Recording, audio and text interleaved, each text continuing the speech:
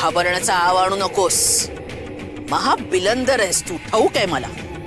नाही हो सासूबाई. गप्पा बस. उठ उठ. मी जे सांगते ना ते नीट ऐक. हो सासूबाई. शेवटची संधी आहे. एका आठवड्यात मला माझे खरे सोन्याचे दागिने हवेत. जर मला एका आठवड्यात दागिने मिळाले नाही तर तुला बाबाजींच्या मठात दासी म्हणून पाठवून देईन. पक्क ध्यानात ठेव. सासूबाई. गप्पा बस. काही सालेपाले लावू नकोस. आणि आपल्यात झालेलं बोलणं तिसऱ्या कानाला ऐकू गेलं तर जिभेवर डाग देईन. तिसरा कान म्हणजे दिगू. दिगूला सुद्धा हे कळता कामा नाही. जीव गेला तरी दिगूच काय, इथल्या पाना फुलांना जरी समजलं ना तरी तुझ्या आप्पांना आणि उमाईला शिपाई पकडून नेतील आणि तुरुंगात डांबून ठेवतील. समजलं? एका आठवड्यात मला माझे खरे दागिने मिळाले नाहीत ना तर तुझी रवानगी बाबाजींच्या मठात दासी म्हणून आणि तुझ्या आई बापाची कोठडीत. आणि या कटकटीतून मुक्त झाल्यावर मी काय करणार ते आजच बघितलंस तू. बघितलंस की नाही? लखलखाट. सासूबाई. दिगूचं लग्न माणिकशी लावून देईन मी.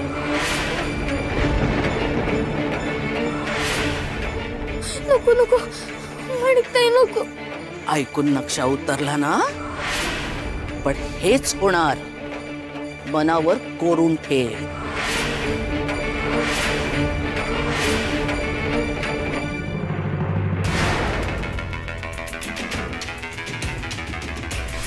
अगं बाई, दिगूने माझं बोलणं ऐकलं तर नाही ना? नाही नाही. माणिकताई जितक्या वेळा भेटली तितक्या वेळा गळा आवळण्याची मारण्याची भाषा करत होती. आणि आऊंना तर वाद क्लेश भांडण असं आक्रस्ताईपणे वागलेलं अजिबात आवडत नाही. तिचा त्यांना खूप त्रास होईल म्हणून माणिकताई नको सासूबाई.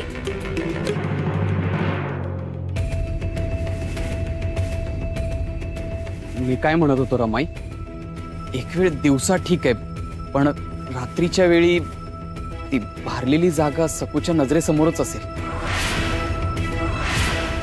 अशा ठिकाणी आपण सकूला नको ना ठेवूया. म्हणजे खरं तर असं बाहेर ठेवणंच योग्य नाहीये. पण झाले ना 10 दिवस झाले. खूप झाली शिक्षा रमा. गप्प बस दिगू. खूप बोललास.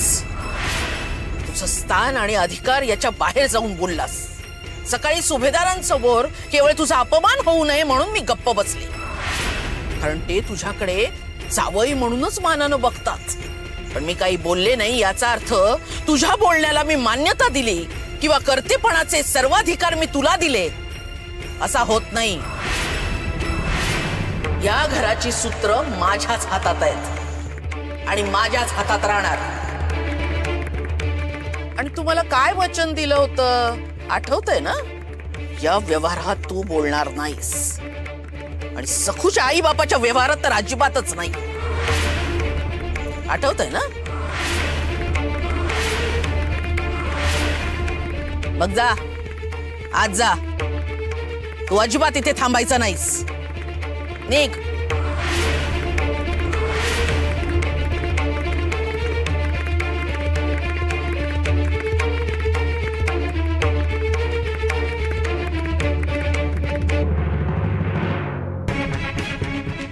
मी काय सांगितलंय ते लक्षात ठेवायचं. मुकाट राहायचं. माझं लक्ष आहे तुझ्याकडे.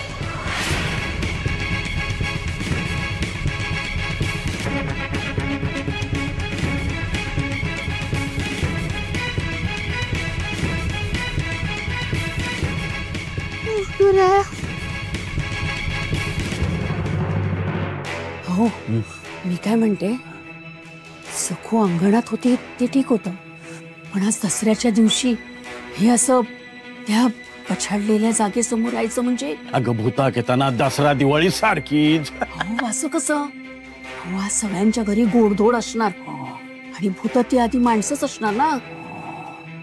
आणि भुकेनं ती चाळवली आणि आज जरा जास्तच चवताळणार.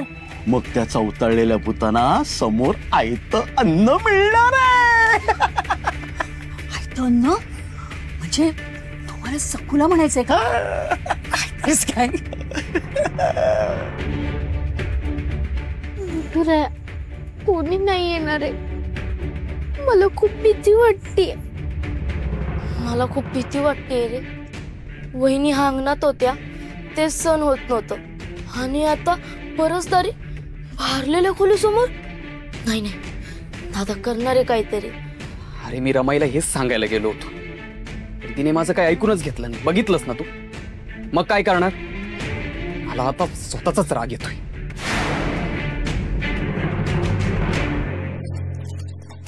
उठू रे.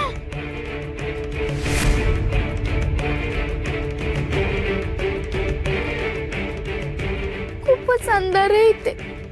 तू आहेस ना? हिला ना शिक्षा ही झालीच पाहिजे. गप ग, काही होत नाही तिला. अंगाला तेल लावलेला पहलवान आहे तो. सगळ्या गोष्टीतून ना अगदी बरोबर बाहेर निघते ती. पण आपण काय करायला गेलो ना की लगेच आडवी येते. अगं मीच त्या सुभेदारांकडे जाऊन सुवर्ण योग जुळवून आणला होता, पण आपला दिगू त्या सखूच्या प्रेमात अडकला आणि त्या सोन्याची माती करून टाकली त्याने. म्हणूनच म्हणते ह्या सखूला ना शिक्षा ही झालीच पाहिजे. एक पाऊल आत पडल्यावर एका पाऊलावर मठात जावं लागलं होतं ना. आज तिला भूताकेतानी घेरलंच पाहिजे.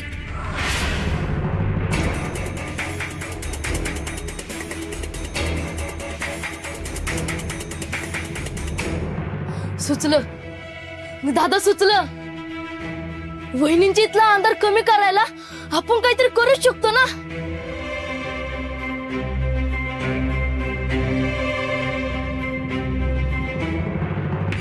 मथुरा, आता हे काय रे रवी, मला खूप भीती वाटते.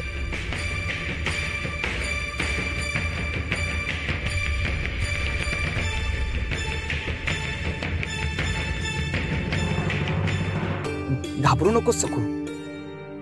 अंधारात खूप भीती वाटते ना. बघ, म्हणूनच मी तुझ्यासाठी मशाल घेऊन आलोय. थांब.